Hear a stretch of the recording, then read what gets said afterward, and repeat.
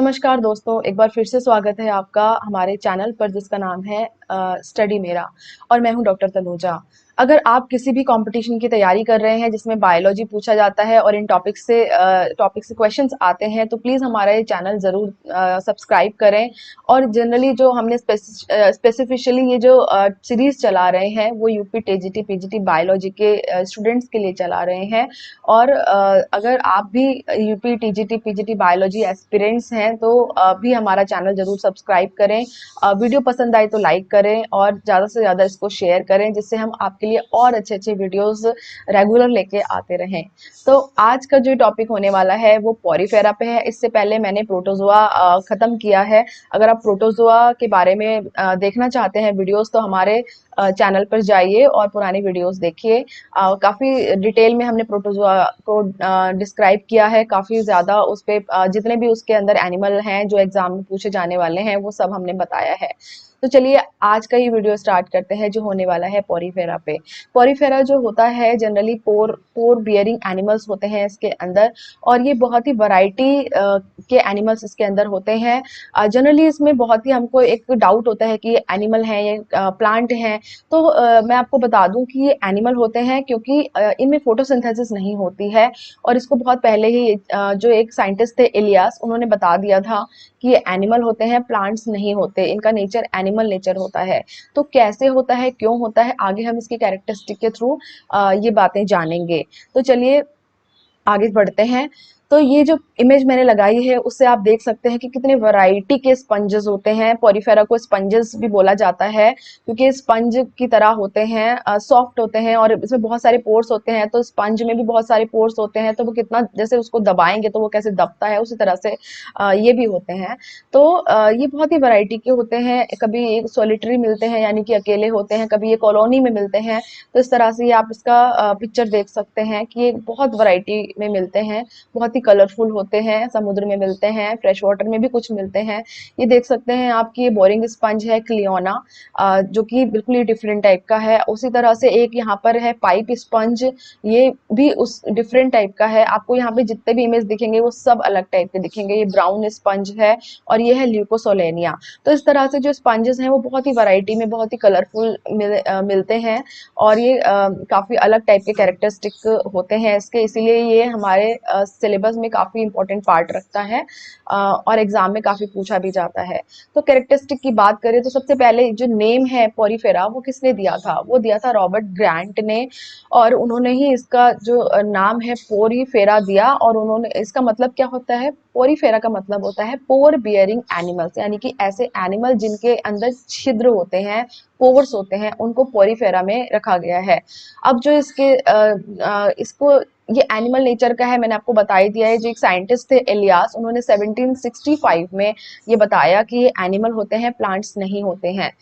Smallest sponge या smallest पॉरीफेरन की बात करें तो वो ल्यूकोसोलेनिया होता है। एग्जाम में ये पूछा जाता है तो आप इसको ध्यान रखें कि ल्यूकोसोलेनिया जो है वो स्मॉलेस्ट स्पंज होता है। लार्जेस्ट स्पंज जो है वो स्पेसियोस्पंजिया होता है। ये आप एक याद रख सकते हैं। हैबिटेट की बात करें तो ये मोस्टली मरीन होते हैं और कुछ फ्रेश वाटर भी मिलते हैं, यानी कि ये सारे के सारे एक्वेटिक होते हैं, टेरेस्ट्रियल नहीं होते हैं। तो ये बात जो है वो ध्यान रखने की है कि they are aquatic. And mostly ये कैसे होते हैं, मरीन होते हैं। सॉलिटरी होते हैं, हो सकते हैं, और कॉलोनियल भी हो सकते हैं। जैसे कि साइकॉन है वो सॉलिटरी मिलता है, अकेला मिलता है। और जो ल्यूकोसोलेनिया है वो पूरी कॉलोनी के साथ मिलता है, यानी बहुत सारे जो ल्यूकोसोलेनिया है वो एक साथ मिलते हैं। ज्यादा ये सारे के सारे मतलब नॉट ज्यादा, सारे ही ये ससाइल होते हैं, यानी मूवमेंट नहीं करते हैं, एक जगह पे जहां पर होते हैं वहीं रहते हैं। अब इनकी जो बॉडी होती है वो कैसी होती है, वो मल्टी सेलुलर होती है। ये मल्टी सेलुलर ऑर्गेनिज्म है, ये काफी इंपॉर्टेंट है, आप इसको ध्यान रखें कि ये मल्टी सेलुलर होते हैं। और इनका जो बॉडी ऑर्गेनाइजेशन है वो कैसा होता है, सेलुलर लेवल का बॉडी ऑर्गेनाइजेशन होता है। जनरली हम देखते हैं कि जो मल्टी सेलुलर एनिमल्स होते हैं, मल्टी सेलुलर होते हैं जो भी, तो वो कैसे होते हैं, उसमें टिश्यू लेवल का ऑर्गेनाइजेशन मिलता है, बॉडी ऑर्गेनाइजेशन मिलता है। लेकिन ये जो होते हैं ये कैसे होते हैं, सेलुलर लेवल ऑर्गेनाइजेशन होता है। उसका रीजन ये है कि सारे सेल मिलकर टिश्यू का निर्माण नहीं करते हैं इसकी बॉडी के अंदर, और सारे सेल जो होते हैं उनका अलग एक फंक्शन होता है, ठीक है। तो इसीलिए ये कैसे होते हैं, मल्टी सेलुलर तो होते हैं लेकिन cellular level of body organization इनके अंदर पाया जाता है। अब बॉडी फॉर्म की बात करें तो ये डिफरेंट टाइप की बॉडी फॉर्म्स में मिलते हैं। सिलिंड्रिकल हो सकते हैं, कुशन शेप्ड, मतलब कि ये बहुत वैरायटी ऑफ शेप में मिलते हैं, ब्रांच भी हो सकते हैं, सिंगल भी हो सकते हैं, तो आप इस चीज को ध्यान रखें। अब इनकी बॉडी में क्या होता है, कोई सिमेट्री नहीं होती। सिमेट्री का मतलब क्या हो गया कि किसी की बॉडी को अगर एक तरफ से काटा तो वो दो बराबर भागों में या चार बराबर भागों में कोई सिमेट्री में डिवाइड हो जाए, लेकिन इनकी बॉडी में कोई सिमेट्री नहीं होती, इसलिए ये कैसे होते हैं, एसिमेट्रिकल होते हैं। और कुछ जो है वो रेडियल सिमेट्री भी रखते हैं, जैसे कि ल्यूकोसोलेनिया। तो आप याद रखिए कि ल्यूकोसोलेनिया में रेडियल सिमेट्री पाई जाती है। ये कैसे होते हैं, डिप्लोब्लास्टिक होते हैं, यानी कि इनके पास में 2 लेयर्स होती हैं। जैसे कि बॉडी जो एनिमल की बॉडी होती है उसमें एक्टोडर्म एंड एंडोडर्म होती है, उसी तरह से इनकी बॉडी में भी 2 लेयर पाई जाती हैं, जो कि कैसी होती है, एक आगे हम बात करेंगे, पिनाकोडर्म एंड कोएनोडर्म, ठीक है। तो उस तरह से ये क्या होते हैं, डिप्लोब्लास्टिक होते हैं, याद रखिए एग्जाम में पूछा जा चुका है। बॉडी वॉल जो होती है इसकी दो टाइप की, दो सेल्स से बनी होती है, पिनेकोसाइट्स एंड कोएनोसाइट्स। पिनेकोडर्म जो है इसकी आउटर कवरिंग है, आउटर सरफेस ऑफ बॉडी जो है वो पिनेकोडर्म की बनी होती है, और पिनेकोडर्म जो है वो पिनेकोसाइट सेल्स की बनी होती है। कोएनोडर्म आती है जो कि इनर सरफेस को बोलते हैं, और ये फ्लैजिलेटेड सेल्स होते हैं इसमें कोएनोडर्म में, जो कि बने होते हैं कोएनोसाइट्स के, ठीक है। याद रखें आप, पिनेकोडर्म, कोएनोडर्म, पिनेकोडर्म जो है वो पिनेकोसाइट्स की बनी है, कोएनोडर्म कोएनोसाइट्स की बनी है। कोएनोडर्म जो कोएनोसाइट्स होते हैं वो फ्लैजिलेटेड सेल्स होते हैं, ये चीज आप ध्यान रखें। तो ये एक डायग्राम है कोएनोसाइट सेल का, देख सकते हैं आपके फ्लैजिलेटेड हैं, ये बहुत ही इनका एक पर्टिकुलर, इनके काफी सारे फंक्शन होते हैं कोएनोसाइट सेल्स के, जो कि जैसे कि ये फूड कैप्चर करने में हेल्प करते हैं, ये फर्टिलाइजेशन में हेल्प करते हैं। स्पर्म और ओवा का फर्टिलाइजेशन जब होता है तो यही वाटर करंट को अंदर की साइड लाते हैं, जिससे कि स्पर्म जो है वो ओवा के साथ में फ्यूजन करता है। तो इस तरह से इनके बहुत सारे कैरेक्टरिस्टिक होते हैं। अब एग्जाम में जो है क्वेश्चंस इससे आते हैं, जैसे कि which of the following is the most distinctive character of sponge. तो यहाँ पे क्या है कि दे पोसेसेस कोएनोसाइट्स, ठीक है, दे पोसेसेस नीडोसाइट्स। तो आप देख सकते हैं यहाँ पे क्या होते हैं, ये इनके पास में कोएनोसाइट सेल्स होते हैं। एक क्वेश्चन आया है, कोएनोसाइट्स और collar cells are found in the animal of which phylum. तो पोरीफेरा। तो इस कोएनोसाइट से काफी क्वेश्चंस आते हैं। एक क्वेश्चन ये भी आया है कि स्पॉन्जेस आर ट्रिप्लोब्लास्टिक, डिप्लोब्लास्टिक, मोनोब्लास्टिक। तो स्पॉन्जेस कैसे होते हैं, डिप्लोब्लास्टिक होते हैं, जैसे मैंने आपको अभी बताया। फिर आता है which cells are found only in sponges. तो कोएनोसाइट सेल्स जो है ये सिर्फ स्पंजेस में ही। तो इस तरह से कोएनोसाइट सेल्स जो है वो काफी इंपॉर्टेंट हो जाते हैं, क्योंकि एग्जाम में ये कोएनोसाइट सेल से बहुत क्वेश्चंस पूछे जाते हैं। और ये आप याद रखिए कि जो कोएनोसाइट सेल्स हैं वो इन स्पंजेस की स्पेशल कैरेक्टरिस्टिक होता है, जो कि स्पेशली स्पंजेस में ही, पोरीफेरेंस में ही पाया जाता है। तो आप इस चीज को बिल्कुल ध्यान रखें कि जो कोएनोसाइट सेल्स हैं वो पोरीफेरा में पाए जाते हैं, और जो कि काफी इंपॉर्टेंट होते हैं। नेक्स्ट बात करते हैं इनर और आउटर लेयर जो है, यानी पिनेकोडर्म और कोएनोडर्म के बीच में भी एक मतलब एक कुछ होता होगा, जैसे कि जनरली जो ट्रिप्लोब्लास्टिक एनिमल्स होते हैं उसमें एक तीसरी लेयर भी पाई जाती है जिसको मीजोडर्म बोलते हैं। तो उसी तरह से यहाँ पे कोई तीसरी लेयर नहीं पाई जाती है, लेकिन यहाँ पे एक जिलेटिनस मटेरियल भरा होता है बीच की कैविटी में, जो कोएनोडर्म और पिनेकोडर्म के बीच में होती है, जिसको बोला जाता है मीजोहिल, ठीक है। तो मीजोहिल जो होते हैं इसके अंदर बहुत ही टाइप के सेल्स होते हैं जिनको बोलते हैं अमीबोसाइट्स लाइक सेल्स, ठीक है। क्योंकि ये अमीबा की तरह दिखते हैं इसलिए इनको अमीबोसाइट सेल्स बोला जाता है। अब ये जो होते हैं ये सेल जो होता है, जो स्पंजेस हैं, पोरीफेरेंस हैं, उनको स्केलेटन प्रोवाइड करते हैं, और भी बहुत सारे इसमें काम होते हैं जो इसके मीजोहिल में सेल्स होते हैं। जैसे कि अगर वो स्पिक्यूल्स प्रोड्यूस कर रहे हैं सेल्स जो अमीबोसाइट सेल्स हैं, तो उसको बोलते हैं हैं स्क्लेरोसाइट्स। अगर स्पॉन्जिन फाइबर प्रोड्यूस कर रहे हैं तो उनको बोला जाता है स्पॉन्जोसाइट्स। और उसी तरह से कॉन्ट्रेक्टाइल सेल्स जो होते हैं, जो ऑस्कुलम के पास में होते हैं, उसको बोला जाता है मायोसाइट्स।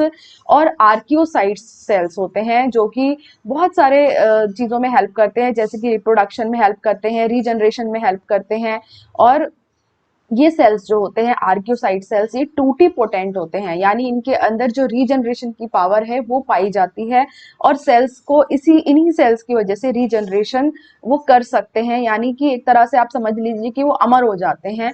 और उनकी बॉडी का कुछ भी पार्ट अगर टूट जाता है और उसके अंदर आर्क्योसाइट सेल्स प्रेजेंट हैं तो वो रीजनरेशन कर सकते हैं।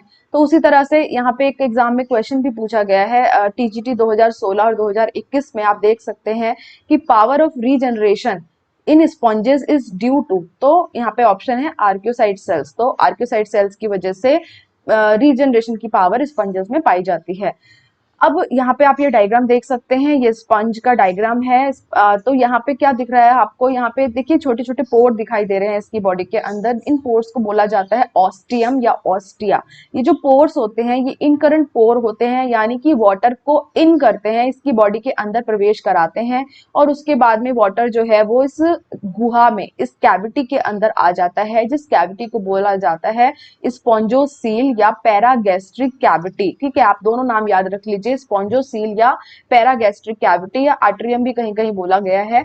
तो ये जो कैविटी है ये बाहर की साइड में जो है किस तरह से खुलती है, ये इस छेद के हेल्प से बाहर खुलती है, जिसको बोलते हैं ऑस्कुलम। क्या बोलते हैं? ऑस्कुलम। ठीक है, तो ये वाटर जब इन बॉडी के अंदर इनकरेंट फोर्स के थ्रू आता है, यानी कि ऑस्टिया के थ्रू आता है, तो इस ऑस्कुलम के थ्रू वो बाहर की साइड में चला जाता है।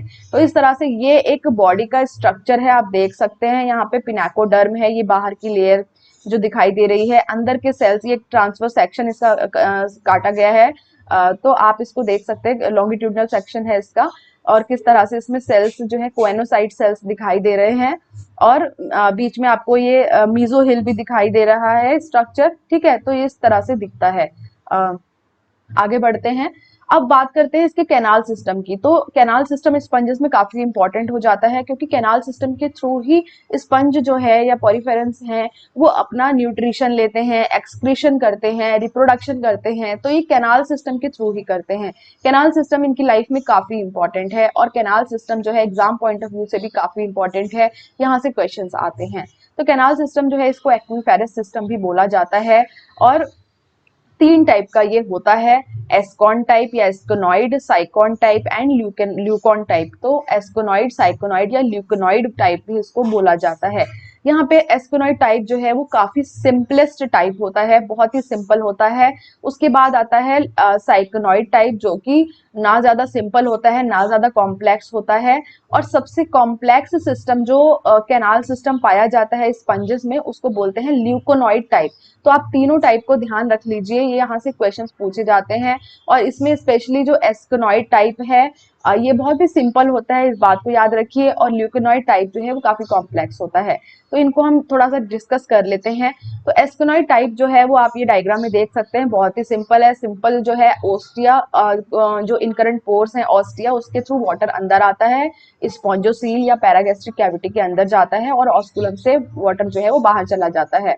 तो यहाँ पे बहुत ही सिंपल होता है ये।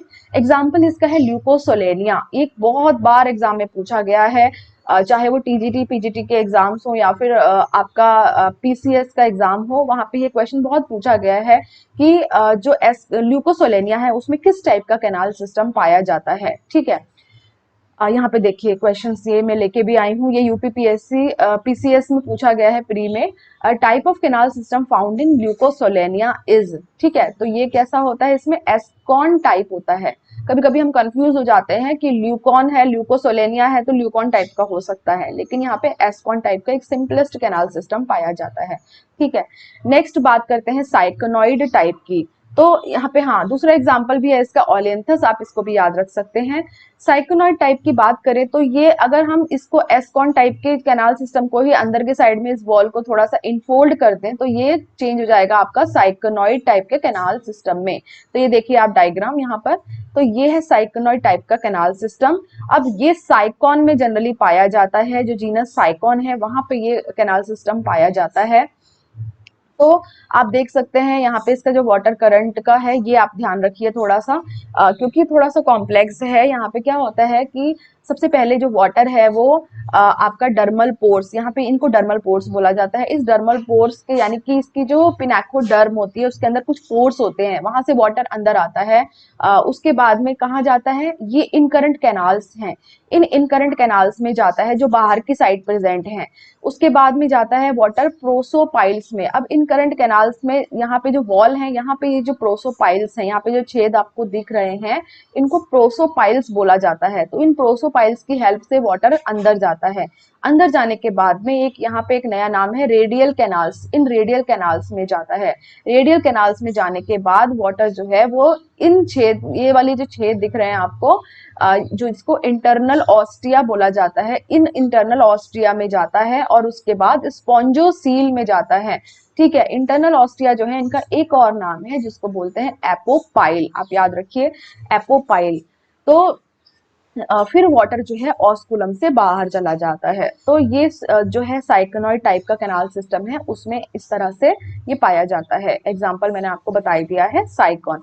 नेक्स्ट बात करें ल्यूकोनॉइड टाइप की, तो ये बहुत ही कॉम्प्लेक्स होता है। अगर आप इसके डायग्राम को देखेंगे तो आप देख सकते हैं कि ये कितना कॉम्प्लेक्स है, और जो इसकी जो लेयर होती है पिनाकोडर्म है वो काफी ज्यादा, जो पिनाकोडर्म कोएनोडर्म जो है वो काफी ज्यादा जो है मॉडिफाई रहती हैं। ठीक है, तो यहाँ पे जो इसका वाटर फ्लो है वो भी काफी जो है काफी ज्यादा कॉम्प्लेक्स होता है। तो आप इस चीज को ये ज्यादा इसके मतलब जैसे डर्मल ऑस्टिया है, डर्मल ऑस्टिया से वाटर अंदर इनकरेंट कैनाल्स में गया, तो उसी तरह से एक स्ट्रक्चर होता है प्रोसोडस, प्रोसोडस में गया, फिर प्रोसोपाइल्स में गया, फ्लैजिलेटेड चैम्बर्स जो होते हैं उसमें गया, फिर एपोपाइल्स में गया, एक्सकरेंट कैनाल्स में गया, और फिर लार्जर कैनाल्स के थ्रू ऑस्कुलम के थ्रू बाहर चला गया। तो ये काफी कॉम्प्लेक्स होता है, और आप बस इतना ध्यान रखिए कि ये काफी कॉम्प्लेक्स सिस्टम है, और जो कि है ल्यूकोनॉइड टाइप। अब ल्यूकोनॉइड टाइप के बाद में एक और टाइप होता है रेगॉन टाइप। तो रेगॉन टाइप जो है ये जितनी भी मतलब ल्यूकोनॉइड टाइप की स्पंजेस हैं उनके लार्वल स्टेजेस में मिलता है। तो आप ये याद रखें कि जो रेगॉन टाइप है वो एक तरह से ल्यूकोनॉइड टाइप ही है, लेकिन किसमें मिलता है, लार्वल स्टेजेस में मिलता है। और जब ये लार्वल स्टेजेस एडल्ट बन जाती हैं तो ये वाला सिस्टम जो है ल्यूकोनॉइड टाइप में चेंज हो जाता है। आप देख सकते हैं क्वेश्चन जो है वो यूके एसएससी में पूछा गया है, एलटी एग्जाम में 2018 के। यहाँ पे पूछा गया है एपोपाइल्स आर, तो एपोपाइल्स पे क्वेश्चन पूछ लिया गया है। तो क्या होता है ये मैंने आपको अभी बताया है कि opening of radial canals into spongocoel. आप देख सकते हैं इस डायग्राम में जो रेडियल कैनाल्स हैं वो कहाँ, स्पंजोसील्स में किसके थ्रू खुल रही हैं, एपोपाइल के थ्रू खुल रही हैं। तो फिर ये क्या हो गया इसका आंसर, इसका आंसर हो गया ओपनिंग ऑफ एपोपाइल्स क्या होता है, opening of radial canals into spongocoel. ठीक है, तो इस तरह से क्वेश्चंस जो है फ्रेम होते हैं इन टॉपिक्स से, और किससे, हमारे कैनाल सिस्टम से। नेक्स्ट बात करें तो मीजोहिलर एंडोस्केलेटन की बात कर लेते हैं। तो मीजोहिलर एंडोस्केलेटन मैंने अभी आपको ऊपर भी बताया है, स्पिक्यूल्स होते हैं इसके मीजोहिल में, और क्या होता है, स्पॉन्जिन फाइबर होते हैं जो इसको एक तरह से एंडोस्केलेटन इसको प्रोवाइड करते हैं, इसको एक स्ट्रक्चर प्रोवाइड करते हैं। जैसे हमारे बॉडी के अंदर हमारी बोन्स होती हैं हमको स्ट्रक्चर प्रोवाइड करती हैं, उसी तरह से इसके अंदर भी एंडोस्केलेटन होता है जो इसको एक प्रॉपर स्ट्रक्चर प्रोवाइड करता है। तो इसका एंडोस्केलेटन जो है वो कैलकेरियस भी हो सकता है और सिलिशियस भी हो सकता है, स्पॉन्जिन फाइबर्स का भी बना हो सकता है। तो अगर कैलकेरियस है तो इसका मतलब कि कैल्शियम कार्बोनेट का बना है उसके स्पिक्यूल्स। स्पिक्यूल्स क्या होते हैं, आपको इस तरह से स्ट्रक्चर्स दिखते हैं इसकी बॉडी के अंदर, उनको स्पिक्यूल्स बोलते हैं, इसकी पूरी बॉडी में दिखाई देते हैं। तो ये इसको एक एंडोस्केलेटन प्रोवाइड करते हैं। स्पॉन्जेस जो होते हैं सस्पेंशन फीडर होते हैं, फिल्टर फीडर होते हैं। स्पिक्यूल्स जो होते हैं स्पॉन्जेस के वो कैलकेरियस भी हो सकते हैं और सिलिशियस भी हो सकते हैं। ठीक है, कैलकेरियस का मतलब है कि कैल्शियम कार्बोनेट के बने हो सकते हैं या फिर वो सिलिका के बने हो सकते हैं। न्यूट्रिशन की बात करें तो यहाँ पे क्योंकि ये एनिमल किंगडम का है तो यहाँ पे क्या है कि जो न्यूट्रिशन है इसका होलोजोइक होता है, और डाइजेशन जो है वो इंट्रासेलुलर होता है, यानी कि इस सेल के अंदर ही डाइजेशन होता है। ठीक है, अब इसमें कोई डाइजेस्टिव जो कैनाल नहीं पाई, डाइजेस्टिव सिस्टम इसका इतना डेवलप नहीं होता है, सिंपल इंट्रासेलुलर डाइजेशन इसका होता है। अब इसमें क्या होता है, कोएनोसाइट्स जो सेल्स हैं वो फ्लैजिलेटेड होते हैं, तो वो फूड पार्टिकल्स को फ्लैजिला के थ्रू अपने अंदर सेल्स के अंदर करते हैं, और फिर क्या होता है, कुछ पार्शियल डाइजेशन वहां पे करते हैं। एंड फाइनली जो है डाइजेशन के लिए आर्क्योसाइट्स सेल्स जो मैंने आपको अभी बताया, जिसमें टूटी पोटेंसी होती है, रीजनरेशन की पावर होती है, उन आर्क्योसाइट सेल्स को ये ट्रांसफर कर देते हैं फूड, ठीक है, फॉर फाइनल डाइजेशन। एक्सक्रीशन की बात करें तो इसमें जो मेनली इसका जो एक्सक्रेटरी वेस्ट प्रोडक्ट है वो अमोनिया होता है, और रेस्पिरेशन की बात करें तो वो भी इसमें बहुत ही सिंपल होता है, और सिंपल डिफ्यूजन के थ्रू इसमें रेस्पिरेशन होता है। अब यहाँ पे क्या होता है कि कुछ मोस्ट ऑफ द सेल्स जो फ्रेश वाटर होते हैं उसमें ऑस्मो रेगुलेशन की प्रोसेस पाई जाती है। अब ऑस्मो रेगुलेशन मैंने आपको प्रोटोजोआ में भी बताया था, तो ऑस्मो रेगुलेशन है, इसका मतलब है कि वहां पे कॉन्ट्रेक्टाइल वैक्यूल प्रेजेंट होगी, ठीक है। तो कुछ स्पंजेस हैं जो फ्रेश वाटर है मोस्टली, उनमें कॉन्ट्रेक्टाइल वैक्यूल पाई जाती है फॉर ऑस्मो रेगुलेशन, यानी कि वाटर बैलेंस करने के लिए उसमें ऑस्मो रेगुलेशन की प्रोसेस होती है। अब इसमें क्या होता है, नर्वस सिस्टम या सेंसरी सिस्टम तो इसमें नहीं पाया जाता है, लेकिन कुछ प्रिमिटिव टाइप के स्पंजेस हैं, कुछ प्रिमिटिव टाइप की स्पीसीज हैं जिसमें कुछ बाइपोलर या मल्टीपोलर सेल्स टाइप के पाए जा सकते हैं। और स्पंजेस जो होते हैं they are capable of responding to a variety of environmental stimuli, यानी कि जो एनवायरमेंटल स्टिमुलाई हैं उसके प्रति ये रिस्पॉन्ड करते हैं by closing of their osculum. जो इनका ऑस्कुलम है ऊपर की साइड में जो स्ट्रक्चर है जहां से वाटर बाहर निकलता है, उसके थ्रू ये एनवायरमेंटल स्टिमुलाई को, यानी कि जो बाहर की जो भी इनके ऊपर प्रभाव डाल रहे हैं स्टिमुलाई, उसके लिए मतलब उसको रिस्पॉन्ड करते हैं कौन, ऑस्कुलम। बाय मतलब उसको क्लोज कर सकते हैं, ऑस्कुलम को खोल सकते हैं, इस तरह से वो रिस्पॉन्ड करते हैं, लेकिन इसमें कोई प्रॉपर नर्वस सिस्टम नहीं देखा गया है। स्पॉन्जेस जो होते हैं मैंने आपको बता ही दिया है, they are capable of regenerating viable adults, क्योंकि इसमें क्या होता है कि आर्क्योसाइट सेल्स होते हैं, ये भी बहुत इंपॉर्टेंट है, आर्क्योसाइट सेल्स काफी टाइम पूछा गया है। तो इनमें रीजनरेशन की पावर होती है, तो अगर फ्रेगमेंटेशन के थ्रू ये टूट गए हैं तो फिर ये दोबारा से रीजनरेट कर जाते हैं, ठीक है। अब बात कर लेते हैं इसके रिप्रोडक्शन की। तो रिप्रोडक्शन इसमें दोनों टाइप का मिलता है, सेक्सुअल रिप्रोडक्शन भी पाया जाता है एंड एसेक्सुअल रिप्रोडक्शन भी इसमें पाया जाता है। तो सेक्सुअल रिप्रोडक्शन की बात करें तो सेक्सुअल रिप्रोडक्शन जो है उसमें स्पर्म और ओवा की फॉर्मेशन होती है, फर्टिलाइजेशन होता है, और इस तरह से एम्ब्रियो फॉर्मेशन होता है। फिर ब्लास्ट लार्वा बनता है। लार्वा इसमें जो है वो पैरेनकाइमुला लार्वा, एम्फीब्लास्टुला लार्वा, दो तीन टाइप के लार्वा बनते हैं जो आप नाम याद रख सकते हैं, और फिर नया स्पंज बनता है। और जो एसेक्सुअल रिप्रोडक्शन की बात करें तो बडिंग के थ्रू हो सकता है, फ्रेगमेंटेशन के थ्रू हो सकता है, दोनों टाइप का हो सकता है, ठीक है। तो आगे देख लेते हैं।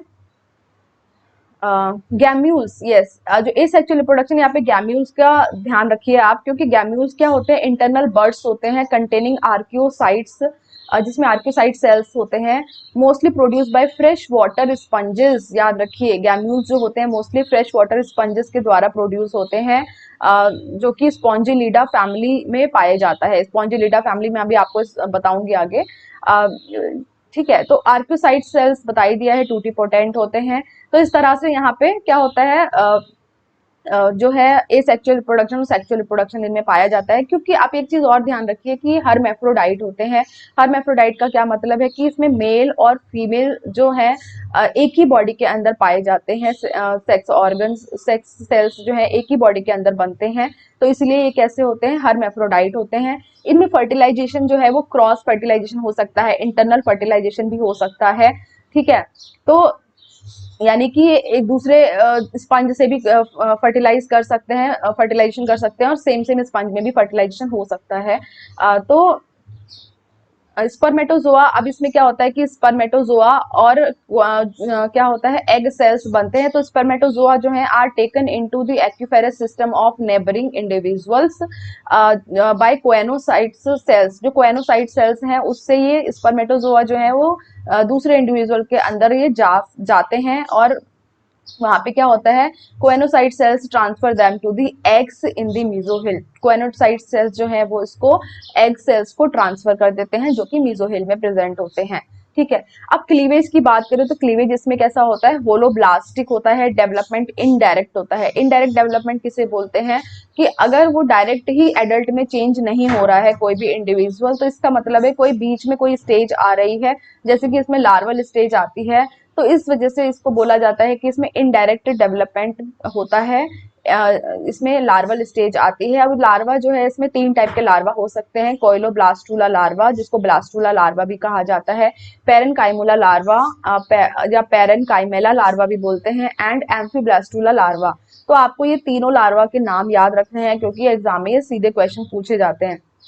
जैसे कि आप यहाँ देख सकते हैं कि amphiblastula larva is found in the life cycle of, तो यहाँ पे जो एग्जांपल है उसमें आप देख सकते हैं स्पॉन्जेस है, तो स्पॉन्जेस में एम्फीब्लास्टुला लार्वा पाया जाता है। उसी तरह से यहाँ पे पेरेनकाइमुला लार्वा पे क्वेश्चन है कि free swimming larva of some sponges is known as parenchymula larva. ठीक है, अब हम आ जाते हैं क्लासिफिकेशन पर। तो क्लासिफिकेशन की बात करें तो यहाँ पे स्पंजेस को सिंपली 3 क्लासेस में डिवाइड किया गया है।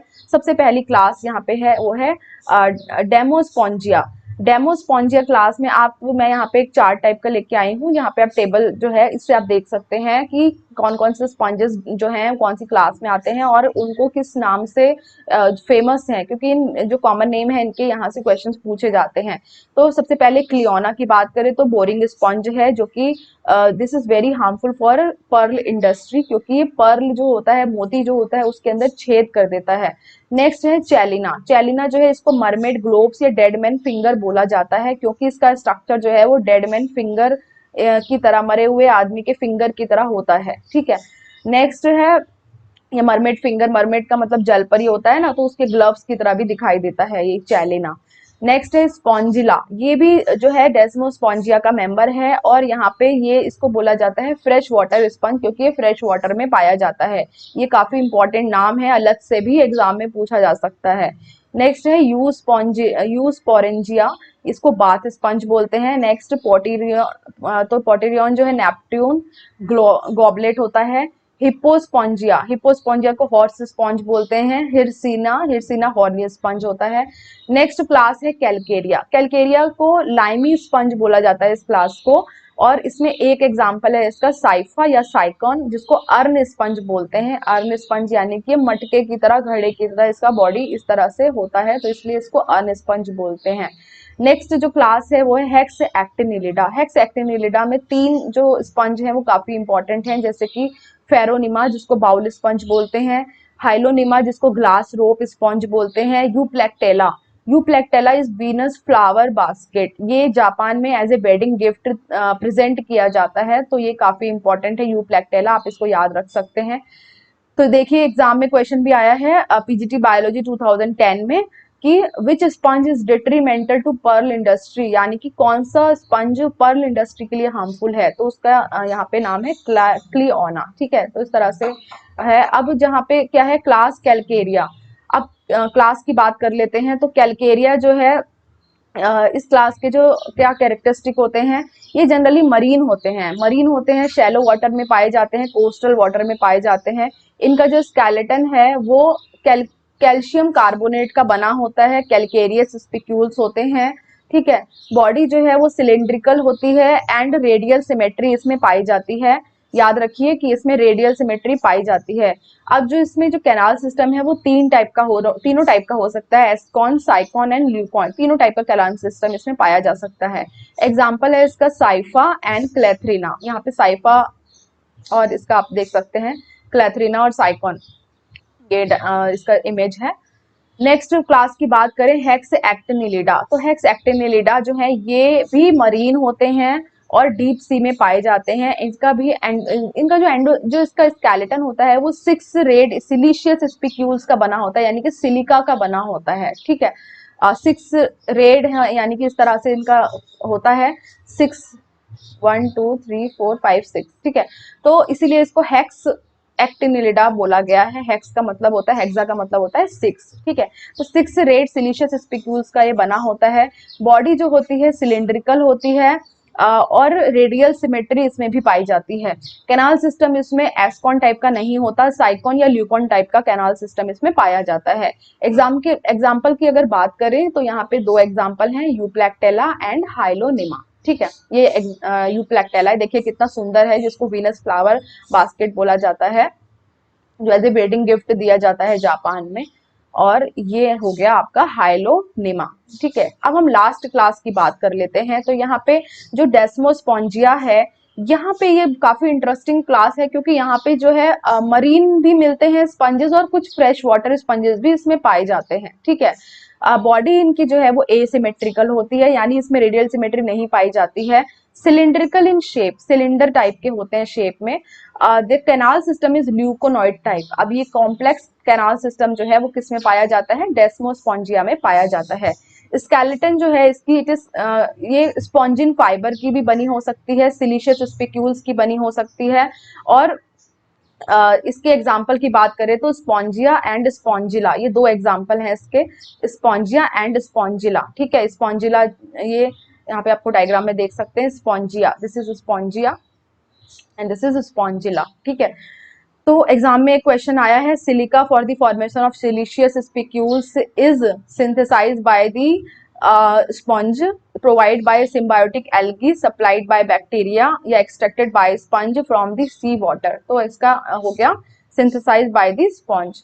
तो इस तरह से जो है इस टॉपिक से क्वेश्चंस आते हैं, जिसको आप अगर आप इस टॉपिक को अच्छे से देखेंगे, एक दो बार इस वीडियो को देखेंगे, तो आपको सारे आपके क्वेश्चन जो एग्जाम में आते हैं वो सारे सॉल्व हो जाने हैं। ठीक है, तो इस तरह से आज का ये वीडियो जो है ये कंप्लीट होता है, जो कि किस पे था? पॉरीफेरा पे था। आई होप आपको ये समझ में आया होगा, और अगर आपको वीडियो पसंद आया है तो प्लीज इसको लाइक कीजिए, जो हमारे चैनल को सब्सक्राइब कीजिए और ज्यादा से ज्यादा शेयर कीजिए।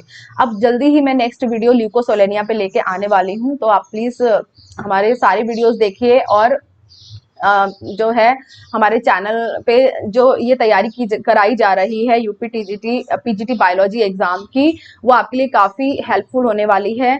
तो आप अपनी भी तैयारी करते रहिए, पढ़ते रहिए, खुश रहिए। Thank you so much.